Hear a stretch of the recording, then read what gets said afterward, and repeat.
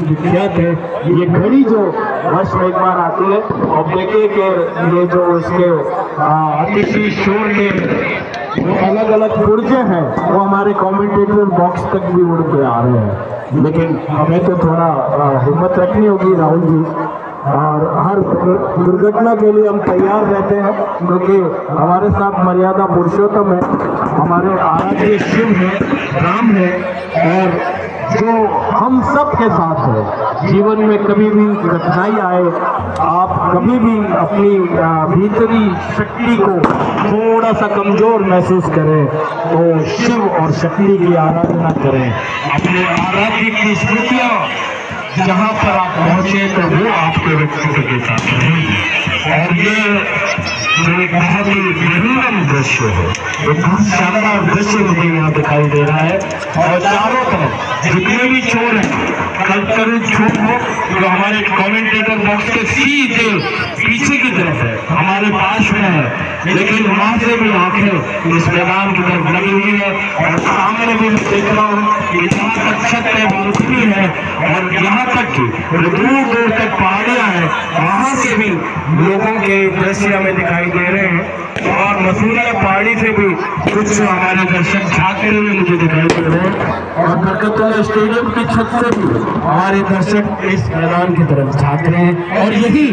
राहुल जी इस दशहरा मैदान की खासियत है, इस लम्हे की खासियत है, इस पुनीत पर्व का ये जो लम्हा है, ये जो क्षण है, वो बहुत ही लाजवाब है इस लम्हे को देखने के लिए। और रावण उस समय मृत्यु से पहले अट्टहास कर रहा है, उसके अट्टहास में एक आतंक है और हमें आतंक से डरना नहीं है, तो हमें अपने कर्तव्य से भागना भी नहीं है। ये देखिए ये पूरा विनाश की तरफ राहुल जी बढ़ चुका है और जोरदार हमारे लोगों का ये जो कोलाहल है, कोलाहल की ध्वनि इस बात का प्रतीक है। और देखिए इस रावण के दहन की जो अग्नि की धारा है वो हमारे कमेंटेटर बॉक्स तक आ चुकी है।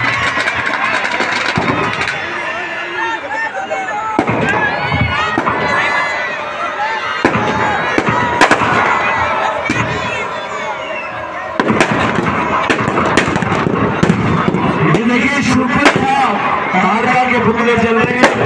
और पास में ही कुंभकर्ण और मेघनाथ के पुतले भी धू करके चलना शुरू हो गए। ये चल नहीं रहे बल्कि इनका अहंकार चल रहा है,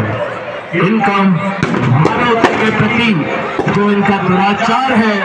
वो चल रहा है। इस पृथ्वी पर संपूर्ण मानवता को भेजा गया है और इसीलिए राक्षसी प्रवृत्तियों का अंत, ये देखिए ये अहंकार